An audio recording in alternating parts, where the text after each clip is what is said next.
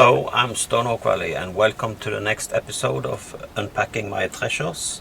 So if you haven't watched episode 1, you should check that out if you want. Since this is like a general intro I use for all the other episodes, I have no idea what box I'm at. So you have to check the title or whatever. So let's just go straight to the case and unpack the next box. Hello and welcome to episode 14. So today we're going to take a look at SEGA Saturn. That's what the box says. So there's not much else than SEGA Saturn. SEGA Return. SEGA Saturn. Yeah, so first off we have the manual for the SEGA Mega Drive. I think I don't have the SEGA Mega Drive, I have only the SEGA Saturn. So here we have SEGA Saturn, not for resale, and this is Virtua Fighter 2, Virtua Cop, and then Daytona USA.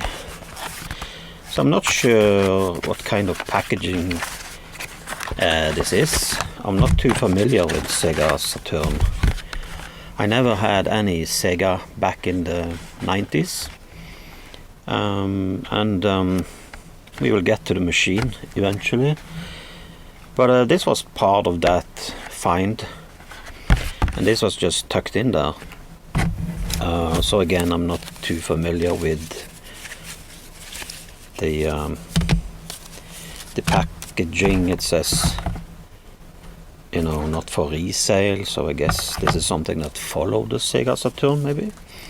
So it's Daytona USA, and there's some kind of CD here, SEGA Saturn bootleg, roadside bits with killer clips, Nights and Dreams sampler.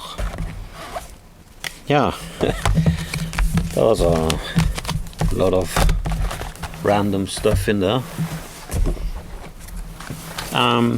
Yeah, so when I got the SEGA Saturn, I found that in a thrift store, and the original games that followed were only these ones, I think. But anyway, after maybe a couple of years, I bought the action replay for the SEGA Saturn, which meant that I could burn a special software that allowed me to actually burn my own games. So obviously I've put in some games here that I burnt. So I think there was like 360 ISO you can download, and believe it or not, I burned all of them into physical CDs. That's yeah, when did that happen? That happened in I think it was 2018 or 2019. So I'm not sure why these games are in here. Maybe they don't work.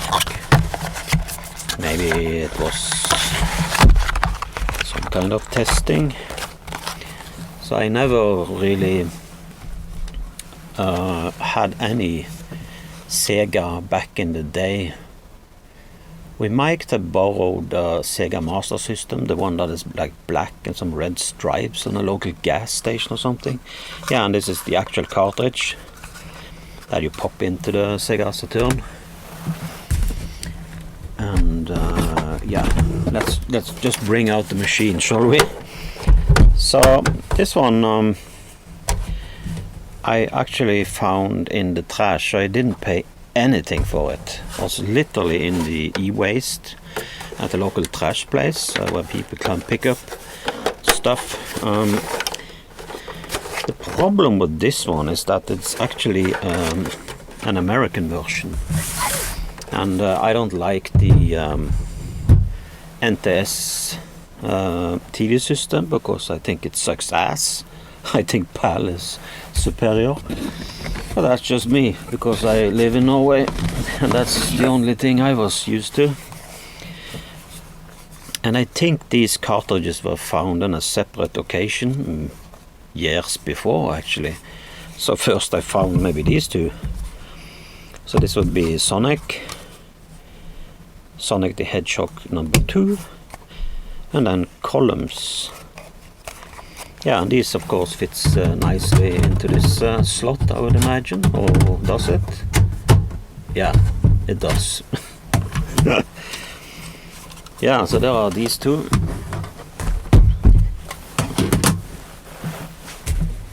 And what else do we have here? Well, these are just stickers for all the 360 CDs that I physically burned. I guess you could have like an SD card solution on the SEGA Saturn, but I never got that far. Now, there's a bunch of CDs in there, and I guess we have to take it out, but you can start to imagine the massive amount of CDs I had to burn, so I will put everything on display here. It's gonna be quite a lot, and these are all burned CDs. So you may wonder, how the heck did I manage to buy 360 CDs like this? I mean, I must have paid a fortune, right? Actually, I didn't. I have collected empty CDs on trash shops and thrift stores and flea markets, where I pay little, almost like nothing. So I had a couple of hundred of these on stock. So I think actually when I burnt all of these, I was missing like maybe 50 pieces. So I had to go to a shop and buy new ones. But then I was out, right?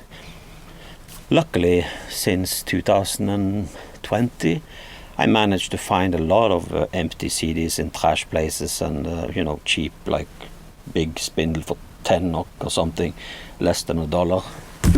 So I have refilled my stock. Yeah, and this is the power supply. So it seems that, I don't think this is the original one. So it seems that some kid in the 90s or so would have gotten this from USA. Then when they got it to Norway, they couldn't use it, and they must have bought something, or maybe a local electrician made this box so the kid could play. I guess it's just a matter of tweaking the coil inside or something. Yeah, and this is just a video cable. And what do we have here? Yeah, here you can see that's the original cable. So that, is truly the US version or a UK version, US version. So that is the original cable. So you can clearly see that somebody did something. I didn't do that. This was modified before I got it. Or actually not modified then, but of course they replaced the power. So, and this is just one gamepad that follow. I'm not sure what should really follow the SEGA Saturn. I haven't looked it up. But apart from this mountain of CDs, I tested all the games. It took me like, I think I spent like 6 months trying a little bit every day, and it's really a cool machine. It reminded me so much about the Amiga CD32, because this came out, I guess, during those years, like the console wars or whatever. Sounds like the Clone Wars. And yeah, that was the adventures of my SEGA Saturn. But I'm really happy to have this in my collection. As I said, I don't have any SEGA, so finding this for free, basically.